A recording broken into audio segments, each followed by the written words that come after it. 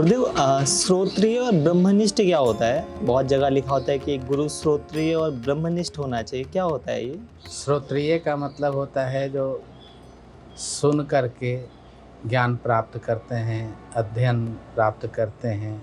श्रोत्रिय ब्राह्मण होते थे पहले, उनमें और श्रोत्रिय में भी कई वर्ण के लोग होते थे। जैसे जिनको समाज शूद्र मानता था, उन्हें सुना करके ही बोलते थे तुम लिखो नहीं, तुम यहाँ नहीं आ सकते, तो सुन करके वो विद्या ग्रहण करते थे, तो उनमें भी विद्वान हो जाते थे लोग। तो ब्राह्मण में भी श्रोत्रिय ब्राह्मण होते थे जो बहुत ही ज्ञानी होते थे और उनकी बुद्धि बहुत तीक्ष्ण होती थी, श्रवण मात्र से ग्रहण कर लेते थे वो। तो उनको जो श्रुति का ज्ञान रखते हैं उन्हें भी श्रोत्रिय कहते हैं।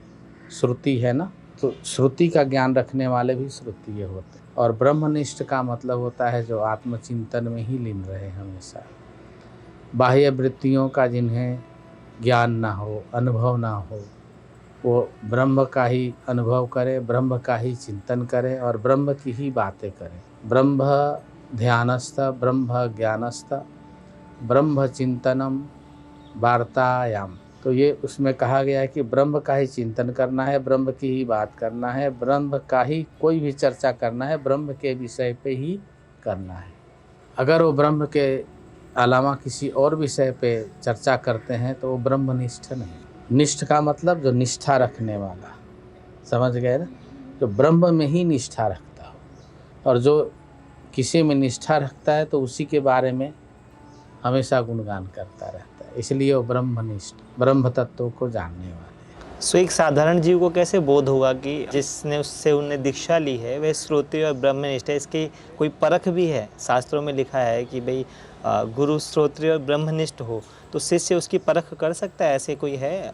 नहीं, क्यों नहीं कर सकता है। कैसे? अब श्रोत्रिय में एक तो अध्यापक से सुनना, दूसरा गुरुजनों से सुनना, तीसरा जो अंतर की जो चेतना है जो बोल रहा है उसको सुनना। जो अध्यापक से सुना जाता है वो पढ़ाई हो जाता है, गुरु से सुना जाता है वो ज्ञान हो जाता है। और जो अंतःकरण, जो आत्मा के विषय है, जो हमारा जीव है, आत्मा है, जो अंतःकरण के जो शब्द हैं वो ब्रह्म ज्ञान के समान होते हैं। तो श्रोत्रिय का मतलब ये नहीं है कि सिर्फ पढ़ाई लिखाई से संबंध है। श्रोत्रिय का मतलब ये भी है कि शांति से बैठ करके और प्रकृति में अपना संबंध बनावे, पंचतत्वों में अपने तत्वों को विलीन करे। उसके बाद जो बाकी क्या रह जाता है, आत्मा। एक तो मरने के बाद विलीन होता है आदमी, और एक जीवित ही विलीन कर लेता है अपने आप। तो जब ऐसा विलीन करके और जो चैतन्य और शाश्वत है उसको सुने, वो भी श्रोत्रिय है। तो वो ब्रह्मनिष्ठ श्रोत्रिय होते हैं, क्योंकि यह जगत का सारा प्रक्रिया सुन करके ही शुरू हुआ है। भगवान नारायण ने ब्रह्मा जी को आदेश दिया, सृष्टि करो, सृष्टि करो। अब ब्रह्मा जी चारों तरफ देखने लगे, कौन है, क्या बोल रहा है, किसकी सृष्टि करनी है। भगवान दिखाई नहीं दिए ब्रह्मा जी को, ब्रह्मवाणी हुई। तो ब्रह्मवाणी वो ब्रह्मा जी सुन करके ही सृष्टि की शुरुआत किया उन्होंने। तो इसीलिए जितने लोग हैं वो सब श्रोत्रिय ही हैं। अब हम लोग घर गृहस्थ में सुन के ही आदमी शादी करता है, ब्याह करता है, बच्चा करता है, मकान बनाता है, घर बनाता है। हमारे दादा ये थे, सुन के ही वो दादा की नकल करने लगता है। तो ये श्रोत्रिय जो है ना, ये शब्द ब्रह्मवाणी है, और ये सृष्टि के शुरुआत में ही स्थापना हुई इसकी। भगवान नारायण ने ब्रह्मा जी के अंदर इसकी स्थापना की।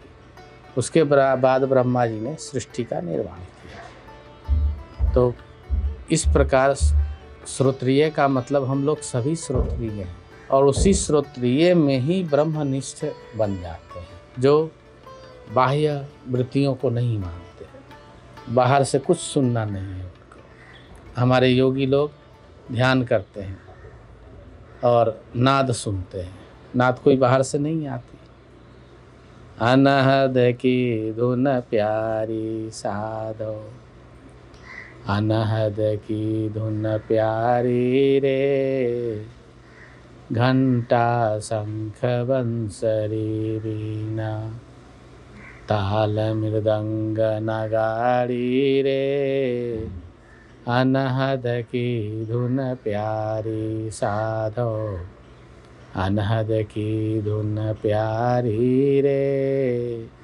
तो बाहर से कुछ नहीं आता अनहद में, जो भी आता है सब अंदर से आता है। और जितने भी ऊंचे कोटि के संत हुए और झूमते रहते थे, हमेशा मस्त रहते थे, भवें चढ़ी रहती थी, क्योंकि अनहद में आनंद लेते रहते थे। उस अनहद पे अब आगे उन्होंने गाया, अनहद ऊपर मंत्र को साधे।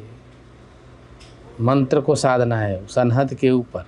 जैसे गायक गाने को रिदम के साथ, राग के साथ, म्यूजिक से जोड़ देता है, तो गाने वाले को भी आनंद आता है और बजाने वाले भी आनंद लेते हैं। तो उन्होंने कहा अनहद नाद मंत्र को साध, अनहद में जाकर के मंत्र को साध, चढ़ा दो उस, तब ब्रह्म रूप विचारी रे। अब वो फिर ब्रह्म रूप में हो जाए, उसके सारे विचार उसी में लीन हो जाए, अपना कोई विचार ही नहीं रह जाए। जब विचार ही समाप्त हो जाएगा तो फिर समाधि की अवस्था हो जाए।